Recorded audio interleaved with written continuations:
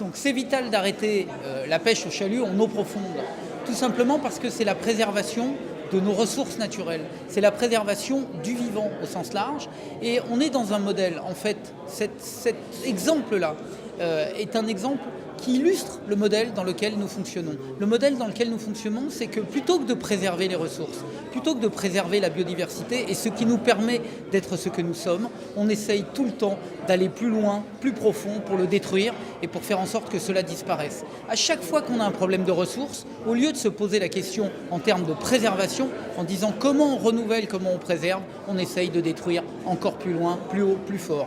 Et pour y arriver, et c'est là où ça devient totalement incompréhensible, c'est qu'on finance cette destruction et on la finance à coût d'endettement au lieu de mettre l'argent ailleurs, notamment évidemment dans la préservation des ressources. C'est un modèle économique global qui est à revoir et évidemment il faut se battre pour que la pêche au chalut en eau profonde soit interdite.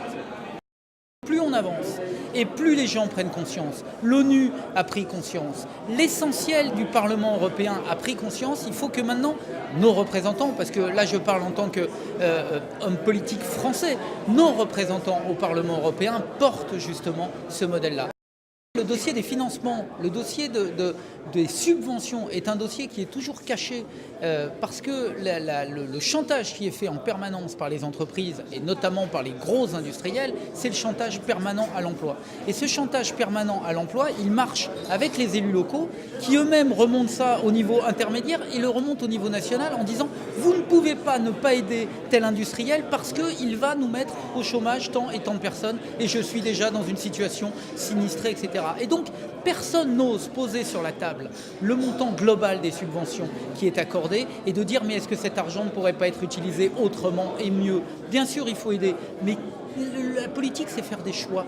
Est-ce qu'on veut aider les artisans pêcheurs, ceux qui effectivement à la fois préservent la ressource et en même temps nourrissent la population? Est-ce qu'on veut préserver ce modèle-là ou est-ce qu'au contraire, au nom d'un chantage que d'ailleurs on se garde bien d'aller combattre, au nom de ce chantage, on doit toujours aider les mêmes, c'est-à-dire les industriels qui évidemment font ça par derrière et qui ne disent pas, qui font par exemple, c'est la concurrence permanente.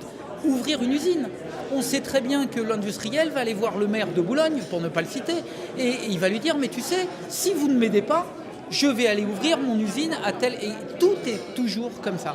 Et donc il n'y a jamais un arbitrage au nom de l'intérêt général, on est toujours dans un chantage à l'emploi. Alors oui, bien sûr, il faut préserver l'emploi et il faut que les pouvoirs publics aident, mais pas n'importe comment, pas n'importe qui. Il faut regarder qui crée vraiment à la fois de l'emploi durable et qui préserve ce qui sera l'avenir de notre modèle. Sinon, et je le dis, et là je ne suis pas optimiste, c'est notre modèle civilisationnel même qui est en cause parce qu'on va détruire tout ce sur quoi nous nous sommes construits, l'échange, la coopération et la possibilité de vivre à travers les ressources que nous donnait la nature. Nous sommes en train de détruire cette chance et là, nous n'avons plus le droit à l'erreur.